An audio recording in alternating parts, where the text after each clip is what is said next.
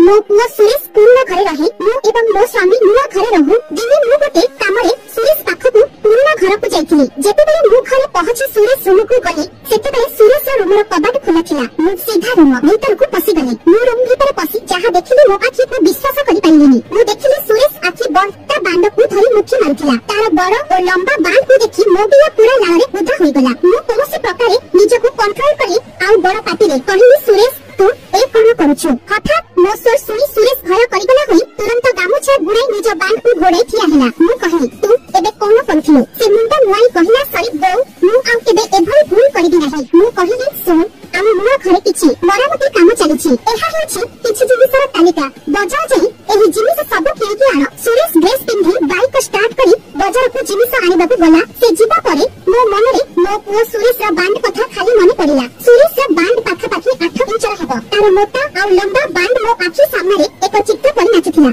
मो मनरे अनेक प्रश्न उठुथिला मो भाबिली मो सुरेश रा एही शक्तिशाली बांड रे मो बियार गलु को मारि परिबि तापरे मो पुनी भाबिली सुरेश मोर पुओ तेनु एहा एक भूल कथा तापरे हठात मो भाबिली सुरेश तो जवान हेलानी तार तो निश्चय गोटे बिया दरकार होथिबो आ सेति पई तसे आजि मुखी मार उठिला आ एपटे मु भी गोटे बांड न पई बहुत कष्ट पाउछि तेबे सुरेश को ए कथा कहि बुझेबा कष्ट करथिला तेनु सुरेश को पटेबा को स्थिर करी मु सोइबार बाहर करी मो लुगा कानी को मो दूध ऊपर बाहर करी अलग करि देली एहा सहित मो ब्लाउज रा गोटे बटन खोली देली जहा पर मो दूध ताको सफा सफा देखा जिवो मो साडी को मध्य जंघा ऊपर को उठाई सोइबार बाहर करी सोइली 10 मिनिट परे मो बाइक आसीबार शब्द सुनिली तेनु मु शांत भाबरे सोई पड़िली सुरेश रूम रे आसी मते एभली अवस्था रे देखि आश्चर्य होई गला से मो सेक्सी देह को बड़ बड़ आखि करी चाहि रहिला मु देखिली जे तार बांड तार पैंट रे तेंगे की ठिया होइछि से निज को कंट्रोल करी मते बड़ पाटी रे डाकी उठैला मु अरस भागी उठिली से कहिला बो मु सब जिनिस किनि आनिछि तापरे मु उठी सब जिनिस को सेठु आसी गली मोर नुआ घरर मरामती हेउथिला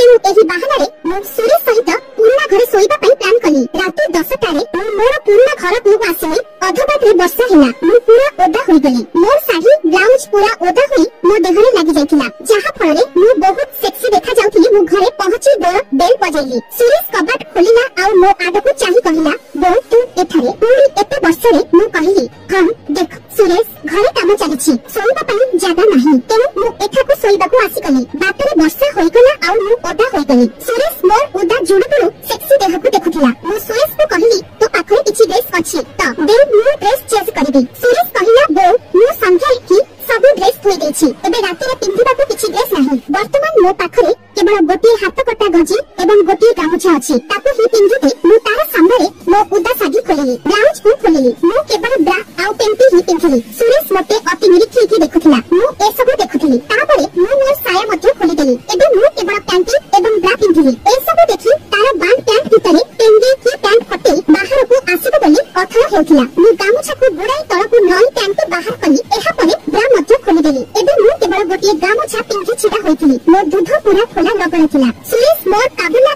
दूध को पूरा लाले की अति निकटरु देखुथिला से आखि हटाउ नथिला मु सुरेश रा गंजी पिंधिली जेउथि मो दूध बाहर को बाहर पडुथिला सुरेश को मो दूध को सेमिति चाहि रहि थाए मु ताको कहिली तू मते एमिति कोन देखुछु कि रे सुरेश कहिला बो तू बहुत सेक्सी मु ए पर्यंत तुम भई ताहाको देखि नहीं तू प्रकृति बहुत सुंदर मु हसी कहिली प्रशंसा सेति थाउ आउ चाल खाइबा तापरे आमे खाइ सोइबा को गलो सुरेश तार सब ड्रेस खोली देला एवं आमे दुहे गोटे खटरे सोइलो मु आखि बंद कर देली सोइबा समय रे मो गामुछा खोली देला मो पिया को देखि सुरेश आ संभाल पाइला नहीं से मो दूध ऊपर गोटे हाथ रखी ताको चापिबाकू लागिला मु मना करिबार बहाना कली आ कहिली मते टिके सोइबा को दे तू ए कोन करछु मु पडा त बो सुरेश कहिला बो तुम फिगर देखि मु पागल होई गलानी मु ता आडको देखिली आ पचारिला तोर कोन केहि ज्ञान पेन नाहंते कि जहांक सहित तू तोर एही पागल को दूर करि पारंतु से मो दूध को चिपी कहिला बो बापा तो आसु नाहंते तोर भी तो गोटे पुरुषर दरकार पड़ुथिबो तू कोन करछु मु भाबले एबे मु सुरेश को सब कथा खोली की कहि देबा ता ठीक कहबो मु गोटे निश्वास छाडी कहिली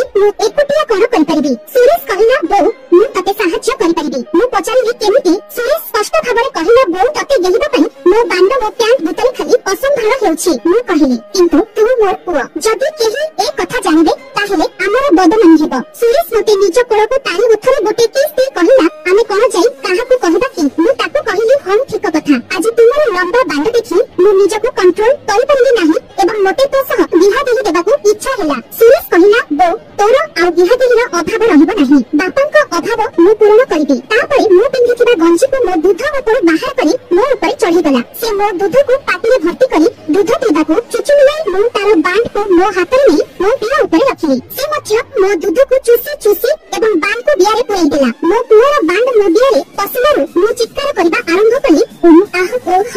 ମରିଗଲି ଲୋ। ମୋ ବିଆରୁ ଜଲ୍ଦି ବାଣ୍ଡ ବାହାର କରେ ମୁଁ ରଦି କରୁଥିଲି, କିନ୍ତୁ ସେ ମୋ କଥା ଶୁଣିଲା ନାହିଁ। ତାପରେ ସେ ଆଉ ଏକ ଝଟକା ଦେଇ ମୋ ବିଆରେ ନିଜର ପୁରା ବାଣ୍ଡ ପୁରେଇ ଦେଲା। ତାର ଲମ୍ବା ବାଣ୍ଡ ମୋ ବିଆକୁ ଚିରି ମୋ ନାହିରେ ଯାଇ ବାଜିଲା। ମୁଁ ଚିତ୍କାର କରୁଥିଲି,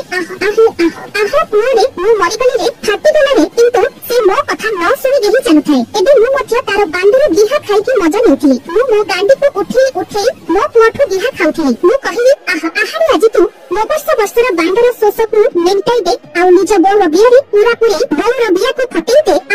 ମୁଁ ତୋଠୁ ଦିହା ଖାଇବି ବୋଲି ଦୀର୍ଘ ଦିନରୁ ଅନେଇ ବସିଥିଲି। ସୁରେଶ ବୋଉ, ଆଜି ମୁଁ ତୁମକୁ ଏମିତି ଗେଲିବି ଯେ ତୁ ଏହି ପୁଅ ବିହଳକୁ ସାରା ଜୀବନ ମନେ ରଖିବୁ। ମୁଁ ମୋ ଗାଣ୍ଡକୁ ଉଠାଇ ଚିତ୍କାର କରୁଥିଲି, ଆହୁରି ଜୋରେ ଆହୁରି ଜୋରେ। ବହୁତ ବଢିଆ ଦେହୁଛୁରେ ସୁରେଶ, ଏ ବିହଳ ତୁ କେଉଁଠୁ ଶିଖିଲୁ? ସୁରେଶ ମୋ ଦୁଧକୁ ରଗଡ଼ି ରଗଡ଼ି ବାଣ୍ଡକୁ ଧକ୍କା ଦେଇ ଦେଇ କହିଲା, ବୋଉ ତୁମର ଦୁଧ ଆଉ ବିଆ ଏମିତି ହେଇଛି ଯେ ମତେ ଅଟୋମେଟିକ ଗେହିବା ଆସିଗଲା। ଏପର୍ଯ୍ୟନ୍ତ ମୋର ବିଆରୁ